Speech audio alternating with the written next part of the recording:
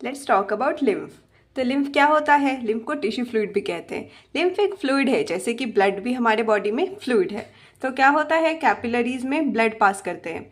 तो जब blood capillary से पास कर रहे हैं तो उसमें से निकल के वाटर और कुछ वाटर सॉल्युबल सब्सटेंस जो है वो मूव कर जाते हैं। और मूव करके कहाँ जाते हैं?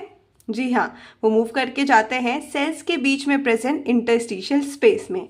तो यहाँ जाके उनको क्या हम कहते हैं? टिश्यू फ्लूइड और इंटरस्टिशियल फ्लूइड। अब जो इनकी मिनरल डिस्ट्रीब्यूशन होती है वो सेम होती है जो कि प्लाज्मा में होती है।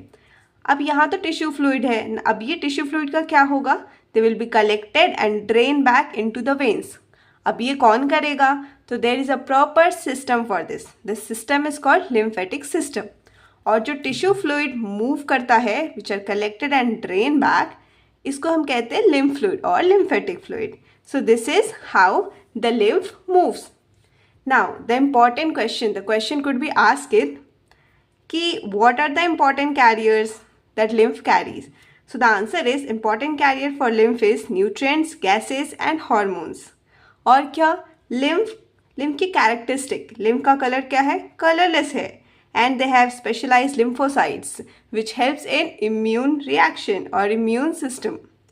So there is a last important point, that is fat absorbed through lymph in the lacteals present in the intestinal villi. तो जो फैट होती है वो हमारे ब्लड से एब्जॉर्ब नहीं होती है, वो कहाँ से? Fat are absorb through the lymph. So that is all about the lymph and the tissue fluid. So if you want summary, it's a very simple. Capillary से water and water soluble substance निकल के interstitial space में जाते हैं जिनको हम interstitial fluid कहते हैं। वहाँ से they are collected and drain back via lymphatic system called as lymphatic fluid. They are drained back into the vein. So this is all about lymph. This question, there could be they can ask a question about lymph in NEET 2025. So yeah, this is all.